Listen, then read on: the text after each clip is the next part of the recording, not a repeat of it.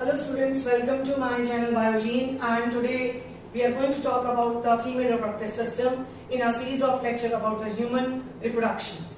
Female reproductive system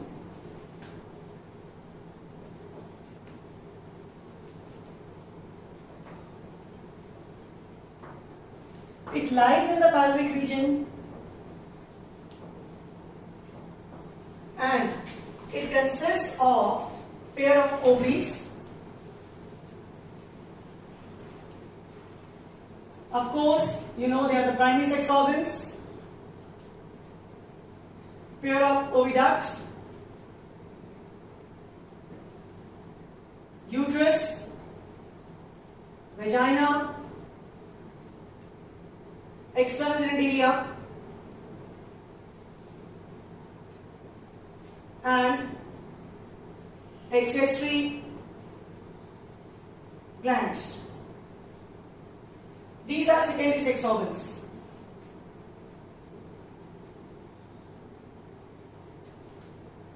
Now these structures along with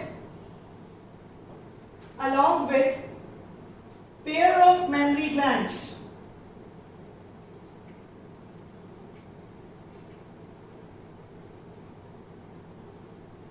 integrated structurally and functionally to support the process of ovulation, fertilization, implantation, gestation, parturition, and lactation for nourishment. So, female reproductive system mainly located in the pelvic region, but इसका एक part जो है वो उसका accessory part है, that is the breast or the mammary glands which are located in the thoracic region. ये सारे structure आपस में coordinate कर रहे हैं किसके लिए? For the rest of the process of ovulation, fertilization, of course, and implantation, for the embryo formation, और फिर उसके बाद childbirth, and of course फिर nourishment of the baby, that is lactation. Female reproductive system is not only meant for production of gametes and the transport of gametes, unlike the male reproductive system. Reproduction यानी life को बनने से लेकर life को पालने तक के सारे जितने भी प्रोसेसेस हैं उसके लिए कुदरत ने इसको जो है वो बेनिफिटेड किया है या उसको प्रोवाइड किया है for all that structures. Now so we will be talking about in detail about the ovaries. As far as the ovaries are concerned, ovaries are solid, compact, almond shaped, lies या attached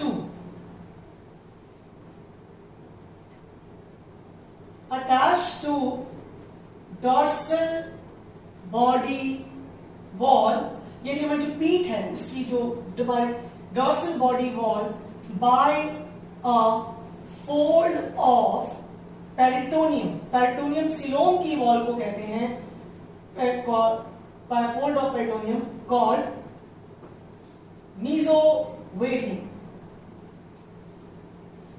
ovaries जो है उनका actual location जो रहता है वो lower pelvic region में रहता है on the either side of the vertebral column near of the kidneys के आसपास का लोकेशन रहता है उनका बिलो दैट. नाउ जो ओवरीज हैं अगर हम इसको देखते हैं, अगर फीमेल रिप्रोडक्टिव सिस्टम का हम एक आउटले बनाते हैं तो this is the just a very diagrammatic outlay of the female reproductive system. This is the location of ovaries. This is the location of the uterus, or here is vagina or ये हम बना रहे हैं uterine wall या uterus की wall, ये है।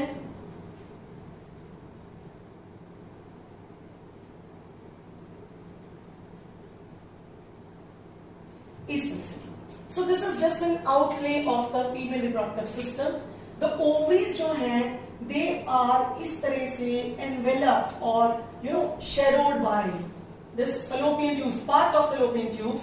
Ovaries जो हैं वो यूट्रस के साथ भी कनेक्टेड हैं, अटैच्ड हैं, और ovaries are also attached to the fallopian tubes और बैक साइड पे भी है।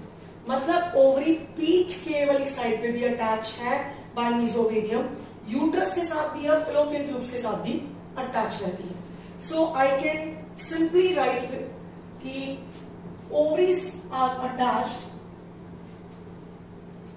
to uterus and other parts by means of connective tissue and ligaments. There are different types of ligaments and connective tissue. For example, this ligament, इसको हम ovarian ligament कहते हैं, जो कि उसको अटैच कर रहा है यूट्रस के साथ। इसी तरह से fallopian ट्यूब्स के लिए दिस मेम्ब्रेन मेसोवेरियम उसको पीछे कर रहा है, एंड एक यूट्रस के ऊपर भी फोल्ड आता है पेरिटोनियम में, जिसको ब्रॉड लिगामेंट कहते हैं। तो ये सारी चीजें जो हैं, this is little beyond your syllabus, but फिर भी जहां कोई जरूरत होगी वहां हम ये नाम ले लेंगे। अभी हम इसको यहीं पे वाइंड अप करते हैं कि डिफरेंट लिगामेंट्स के साथ कनेक्टेड है। So when we see the details of the ovary, I repeat once again, pair of ovary, oviduct, uterus, vagina, external genitalia and accessory glands, along with the mammary glands.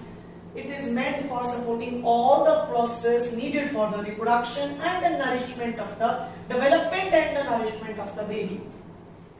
Ovaries का when we see the detailed structure of the ovary, तो हमें क्या नजर आता है? Each ovary is lined or covered by white collagenous covering, which is little delineated. बहुत ज्यादा बड़ी ऐसा ये नहीं है कि very it is going to be well defined, poorly developed, delineated, dense connective tissue covering है, जिसको हम tunica albuginea कहते हैं. So if I make, I'll make it like this. Something like this.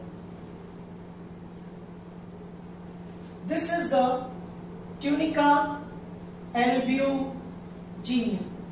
So this I am doing the detailed structure of the ovary. Now, tunica albuginea is white collagenous covering over ovaries. We are covering the ovaries, giving it whitish appearance. तो ovary का जो whitish appearance आता है वो इनकी वजह से आता है. Above that lies, और ये मैं कह सकती हूं, there's a covering of epithelium. ये बेसिकली जो एपिथीलियम है, जर्मिनल एपिथीलियम है. सो इसको मैं यहां ऐसे डॉटेड करके छोड़ रही हूं, मींस ओवरऑल कवर किया.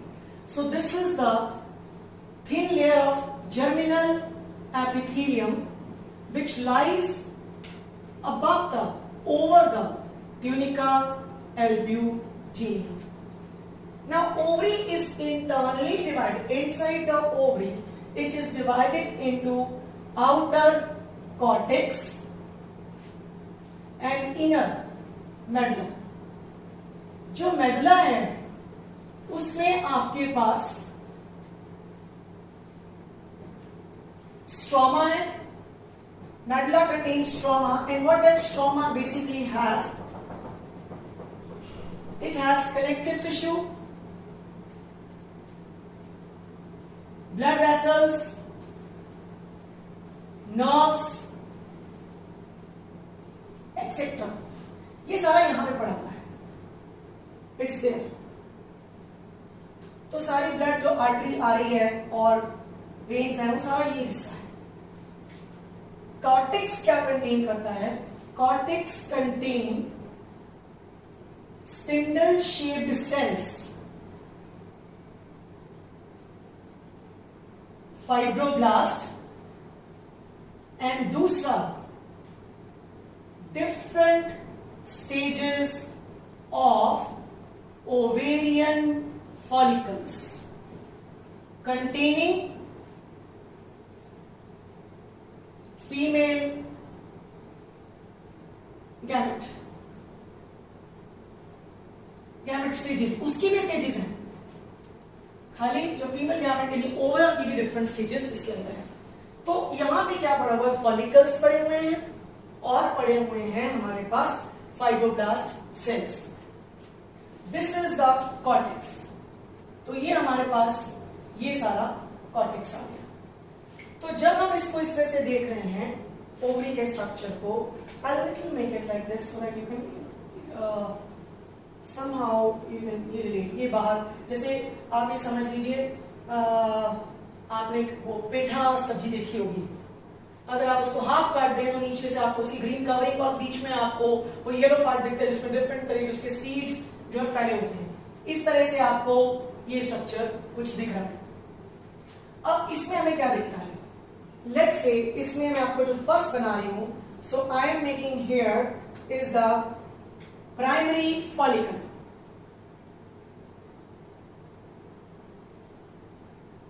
ये मुझे दिख रहे हैं इस तरह से primary follicle. So what is that? मैं यहां पे 10 लिख रही हूं। What is that primary follicle? Primary follicle क्या स्ट्रक्चर है? It is primary oocyte plus layer of granulosa cells, इसको फॉलिकुलर सेल्स भी कहते हैं। अब ये देखिए, जो ब्लैक में आपको दिख रहे हैं ये आपके पास कुछ इस तरह से दिखेगा। This is the layer of follicular और ग्रेनुलोसा सेल्स। ये सेल्स कहां से आए हैं? जर्मिनल एपिथेलियम से। They are derived from germinal epithelium. तो फिर ये ओवा कहां से आए हैं? अगर आपको याद होगा तो ओवा में हमने जो oocytes में बताया, मैंने आपको कहा था they are extra gonadal in origin, तो वहां से ट्रांसपोर्ट होकर ये आ रहे हैं। अगर आपको मेल रिप्रोडक्टिव सिस्टम वाले लेक्चर में मैंने बताया था, दोनों के दोनों योक सैक में जो है वो आ रहे हैं, मेसोडर्म से डेवलप हुए, योक सैक से माइग्रेट करके वो हमारे गुनैड्स में आते हैं, चाहे वो ओवा है फीमेल्स में, चाहे वो स्पर्म है मेल में। Now this is germinal epithelium से डिराइव हो रहे हैं और ये आपके पास प्राइमरी फॉलिकल है। सो प्राइमरी फॉलिकल क्या चीज है? प्राइमरी फॉलिकल में प्राइमरी oocyte है और लेयर ऑफ ग्रेनुलोसा सेल्स है। ये मैं जो oocyte को मैंने रेड से दिखा रही हूं, दिस इज प्राइमरी oocyte और लेयर ऑफ ग्रेनुलोसा सेल। ये बनता है हमारा प्राइमरी फॉलिकल। एक्चुअली जो वर्ड प्राइमरी फॉलिकल है वो तब यूज करते हैं जब प्यूबर्टी आती है। प्यूबर्टी से पहले, जन्म से लेकर प्यूबर्टी तक जितने भी फॉलिकल होते हैं इसी स्टेज के अंदर हैं, लेकिन उनको हम टर्म प्राइमोडियल फॉलिकल यूज करते हैं। जैसे प्यूबर्टी के लिए वो डेवलपमेंट शुरू होती है, we start calling them as primary follicle. इसीलिए आपको ज्यादातर किताबें प्राइमरी वर्ड यूज कर रही हैं, but mind you one thing, birth से लेकर टिल प्यूबर्टी, जब तक प्यूबर्टी शुरू नहीं हुई, same structure, primordial follicle with smaller in size, and then they start growing, and puberty जैसी हार्मोनल चेंज होती हैं, तो now they start calling as primary follicles. Now this primary follicle it grows into secondary follicle. तो कैसे पता लगा ये secondary follicle बन गया? सेकेंडरी फॉलिकल क्या चीज है? It is the primary oocyte plus many layers of granulosa cells. Many layers of granulosa and new theca formation. ये क्या हुआ? ये रहा जी प्राइमरी oocyte और ये मैनी लेयर्स हो गई ग्रेनुलोजा सेल्स की, और बीच में कहीं कहीं आपको थोड़ा सा फाइब्रस सा दिखना शुरू हो जाता है। कुछ सेल्स के अंदर थिक कवरिंग सी आती है, जिसको हम कहते हैं थीका फॉर्मेशन। मतलब कि देयर इज अ लेयर जिसमें सेल्स के अंदर चेंजेस आ रही है, फाइब्रस टिश्यू डेवलप हो रहा है थोड़ा सा, तो थीका फॉर्मेशन शुरू हो गई है। सो प्राइमरी फॉलिकल, और ये रहा जी आपका सेकेंडरी फॉलिकल। ये सारी स्टेजेस आपको कहां दिख रही हैं? कॉर्टेक्स में दिखेंगी। Secondary follicle now change to tertiary follicle. तो क्या टर्शियरी फॉलिकल क्या चीज है?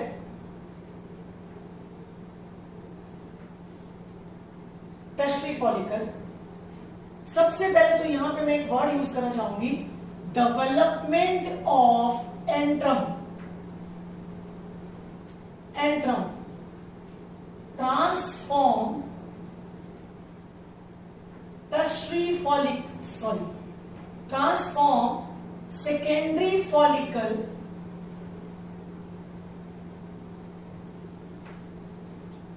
To tertiary follicle.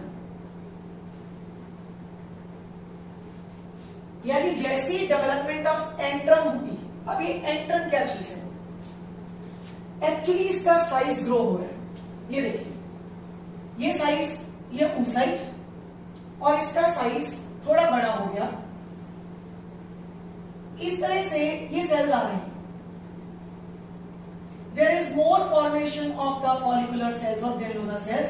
कुछ सेल्स बीच में से डिसॉल्व होने शुरू हो जाते हैं, लिक्विफाई हो जाते हैं, यानी डीजेनरेट हो जाते हैं, और यहां पे कैविटी डेवलप होती है।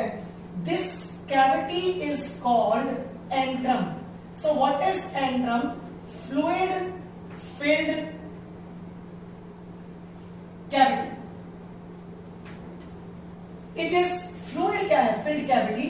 फ्लूइड का नाम है लिकर फॉलिकुलाई। लिकर फॉलिकुलाई, जो कि डीजनरेशन ऑफ फॉलिकल से कुछ सेल से जो है वो वो डीजनरेट हो जाते हैं और ये बढ़ जाता है। वेरी वेरी इंपॉर्टेंट, जब ये टर्शियरी फॉलिकल बनता है तो अब तक हम इसको वर्ड लिख रहे थे प्राइमरी oocyte।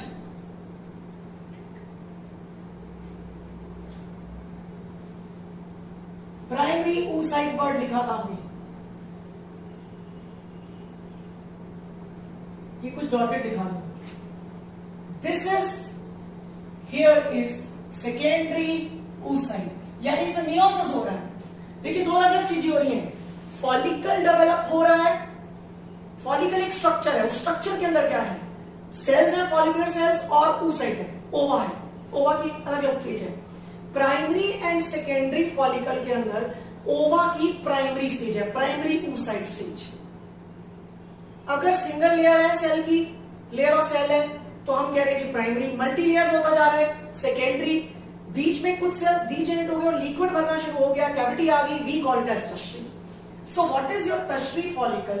मैं एक बार यहां पे फिर दोबारा से लिख रही हूं। टर्शियरी फॉलिकल क्या हुआ आपका? इसमें सेकेंडरी oocyte हो गया, plus many layers of follicular cells, differentiation into theca interna and theca externa। क्या मतलब हुआ कि भी कुछ सेल्स ऐसे हैं जिनमें बाहर इस तरह से फाइब्रस टिश्यू आ जाता है, तो वो लेयर हो गई आपकी थीका एक्सटर्ना, टीई से लिख रही हूं। और अंदर की जो सेलुलर लेयर है जिसमें अभी फाइबर्स नहीं आए हैं, दैट इज थीका इंटरना। और ये फाइब्रस हो रही है, एक्सटर्ना जो है फाइब्रस हो रही है, ये सेलुलर कैरेक्टर के साथ ही है। और थीका जो इंटरना है, very very important, this is source of oestrogen. यही है जी सोर्स ऑफ एस्ट्रोजन। यानी कि अब हमारा जो फॉलिकल है वो थोड़ा सा बड़ा हो गया, और उसके अंदर क्या क्या चेंजेस आई? उसके अंदर एक तो जो थीका डिफरेंशिएशन शुरुआत होनी शुरू हुई थी सेकेंडरी फॉलिकल में, वो यहां पे वेल डिफाइनिंग दिखनी शुरू हो गई कि बाहर थोड़े से फाइब्रस है, अंदर सेलुलर है, और ये पड़ा हमारा oocyte जो प्राइमरी oocyte स्टेज से निकलकर किस में आ चुका है, सेकेंडरी oocyte स्टेज में आ चुका है। Stage we call it as tertiary follicle. तो क्या क्या इवेंट हुए? नंबर 1 एंड्रम आ गई, नंबर 2 थीका एक्सटर्ना और इंटरना डिफरेंशिएट हो गई, और नंबर 3 प्राइमरी oocyte अपनी मियोसिस 1 कंप्लीट कर चुका है और वो बन गया सेकेंडरी oocyte। अब हो सकता है ये आपको मियोसिस 1 और मियोसिस 2 का जो कॉन्सेप्ट है वो भी ना समझ आए, क्योंकि ये सेल डिवीजन में साथ करते हैं। फिलहाल आप इतना समझ लीजिए, इसको प्राइमरी कहना है और टर्शियरी फॉलिकल में सेकेंडरी कहना है। In my coming lectures I will discuss cell division and the oogenesis और spermatogenesis, then you will come to know कि क्या डिफरेंसेस इसमें क्रिएट हो रहे हैं, किस तरह से चेंजेस आ रही हैं। And very importantly, now this tertiary follicle grows in size, much bigger in size, approximately 2.5 centimetre का साइज हो चुका है। इसमें इस तरह से ये हमने सरफेस पे दिखता है, जैसे कि आपकी स्किन के ऊपर बम्प आ जाता है, ओवरी के ऊपर बम्प सा क्रिएट हो गया है। इस तरह से ये सेल्स आ गए, इस तरह की हिल से बन जाती है, डिस्क लाइक स्ट्रक्चर बन जाता है, और ये बाहर के सेल्स वेल डिफाइंड, इसको मैं थोड़ा इस तरह से फाइब्रस कर रही हूं। This is I am writing as TE means theca externa, और ये बड़े बच्चे हमारे अंदर this is cells which is called theca interna के सेल्स हैं, और ऐसे हिल सा स्ट्रक्चर बन गया जिसके टिप पे एंट्रम के अंदर सस्पेंड हो रहा है आपका सेकेंडरी oocyte, और इसको इस तरह से सेल्स ने कवर अप किया हुआ है। इस स्टेज को we call it as Graafian follicle, discovered by de Graaf, name as Graafian follicle. Graafian follicle approximately 2.5 centimetre का साइज होता है। It can be up to 3 centimetre, but 2.5 centimetre ovary के ऊपर इस तरह से उठ जाता है, और अब जब ये ग्राफियन फॉलिकल रप्चर होता है इस तरह से, दिस विल रप्चर, यही रप्चर दिखा देते हैं। इस तरह से ग्राफियन फॉलिकल जो है वो रप्चर हो रहा है, और